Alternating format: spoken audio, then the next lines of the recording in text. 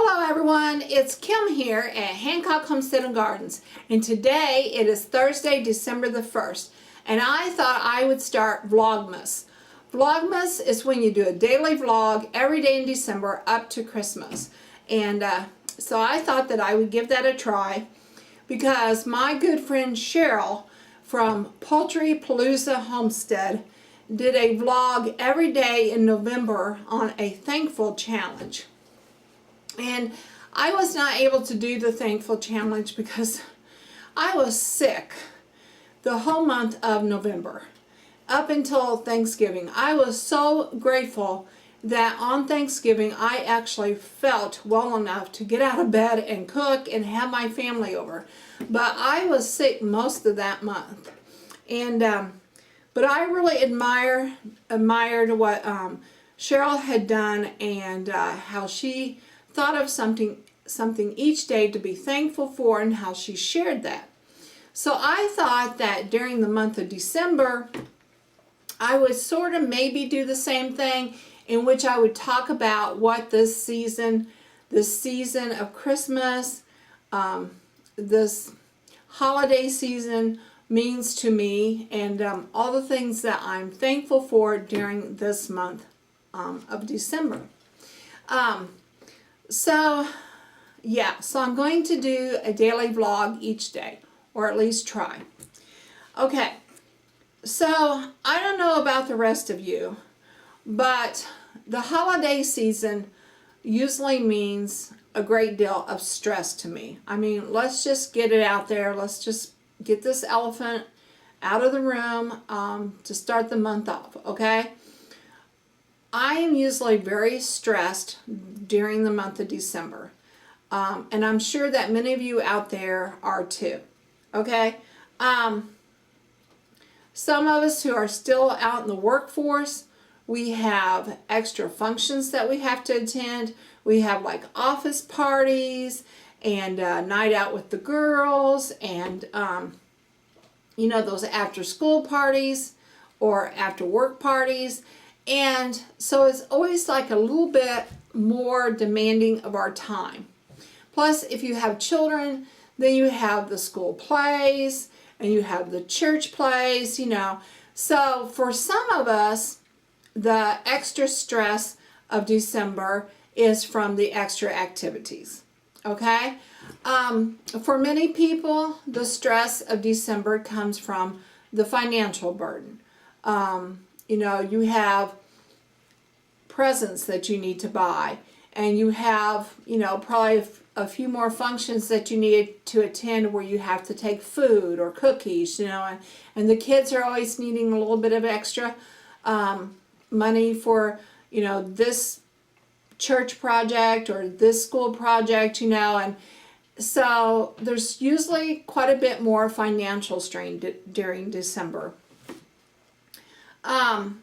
You know, a lot of times for, unfortunately for some of us, there are people who have lost loved ones during this time of the month or during this time of the year.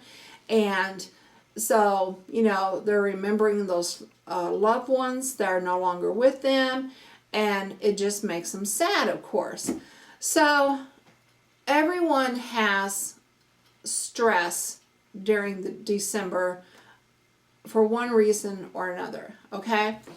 And I think the best way sometimes to deal with that stress is just to get it out in the open, talk about it, lay it on the table where you can see it, and then deal with it. For those of you that have all of those extra functions that bring on stress, you just might have to learn how to say, no, thank you. You know, you might have to say, you know, I'd really enjoy being at your party, but no, I just can't do it. And you don't even have to give a reason. You know, sometimes the best way to handle it is just to say, I appreciate the offer, but I won't be able to attend, and just leave it at that. You know, it doesn't have to be, you know, because you're dying in bed. It can just be because you want to spend the evening relaxing in front of the TV with your children snuggled up close to you. Your reasons are important. So learn how to use that word no. For those of you that feel the stress of the extra finances, there again, you might just have to say, you know what? I'd really love to give my coworker a $20 gift, because I'm pretty sure that's probably how much she's going to spend on me. But this year I can only afford $5, and I really don't think your coworker is going to care. If they love you for the person you are, your $5 gift is going to mean as much to them as anything else, as long as that gift is given to them from the heart. My daughter, Karen, she's a brand new teacher, a brand new mother. They're just starting out their life. They're trying to buy a home. They're, trying to make payments on cars. They have one 2-year-old, and now they have another baby on the way. They don't have a lot of money, but she is really good about making crafts and about baking. And she gives all of her presents from the heart. Whether it's a homemade ornament for your tree or a baked good, it doesn't matter, because it's coming from Karen. Okay? My daughter Katie, she's in college, and we all know that college students do not have money.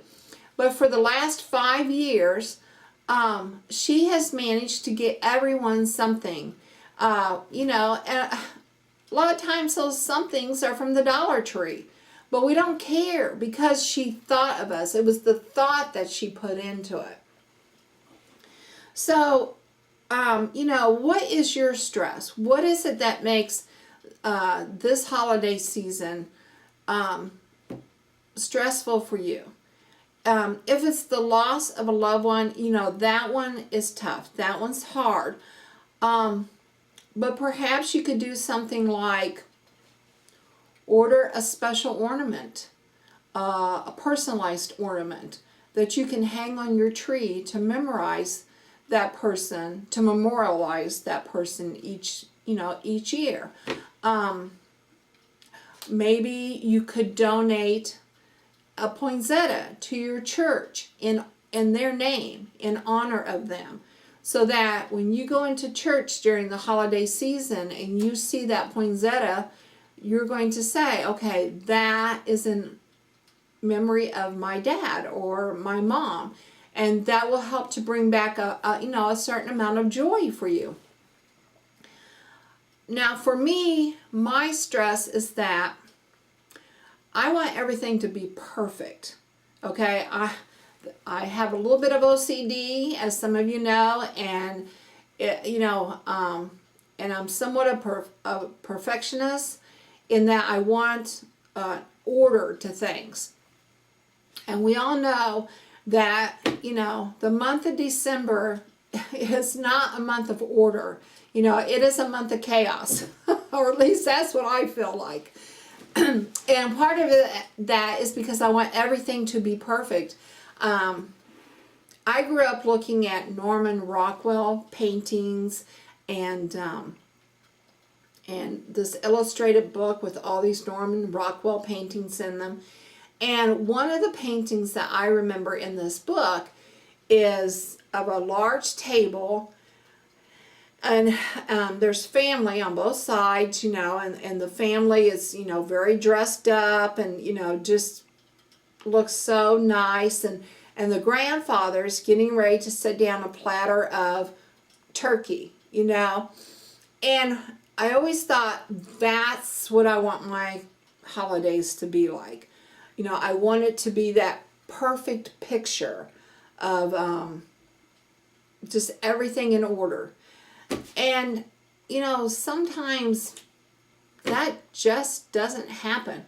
I mean, if any of you watched my Thanksgiving videos, you saw the blooper where I'm trying to make the picture perfect Thanksgiving, and my stove stops right in the middle of it. Okay, where I said, what can I do to fix this situation? You know, going into a numbness, an anxiety, panic attack numbness was not going to fix it. So what was I going to have to do to fix it? So we were coming up with alternative methods on what to do with the turkey, what to do with the scalloped potatoes. You know, all right, we may not get mashed potatoes, we may not get glazed carrots. You know, we may have to just go with the foods that are already cooked. So I myself am having to learn that it's okay if things don't go perfectly. And it's okay if my Christmas does not have perfect order to it. Because my family is not going to care. All my family is going to care about is being with each other and being with me and being with a happy me and an alive me. So that's, you know, that's my stress, and, you know, that's what I've decided to try to deal with it, is just to keep reminding myself through self-talk that it's okay if things aren't perfect. So, you know, if I have any friends out there that are like me, that, you know, just get very stressed out because they want everything just so, you know, join me in my self-talk. Do some self-talk yourself about it's okay. Your family's still going to love you. You know, Christmas is still going to be great. You know, it's okay if everything's not perfect. I mean, think about it. Jesus was born in a manger, in a crib of straw, surrounded by animals. Do you think that's the way Mary had it planned? Do you think Mary said, you know what? I think I want to have my child in a barn surrounded by stinky, smelly animals and lay him on a bed of straw? No, I mean, as a mother, we all know that we probably would have wanted, you know, the very best inn with the very best crib, you know, with a mattress that had clean sheets, you know, and with an atmosphere that was serene and quiet, you know, and smelled nice. But that didn't happen, you know. Did Mary freak out? No. You know, Mary gave us her son the best way she knew how, the best way she could. Are there any of us out there turning up our nose going, what? Mary, what's with you? Why didn't you have him in an inn? You know, what was with all those smelly animals? No, of course we're not. We're just saying Mary gave us the gift of life, the gift of salvation, and we don't care how she did it or where she did it or what the circumstances were. All we cared about is that we now had Jesus. Okay? And that's what this season is about. You know, this season is not about parties and the most expensive gifts and having everything in perfect order. This season is about celebrating the birth of Jesus.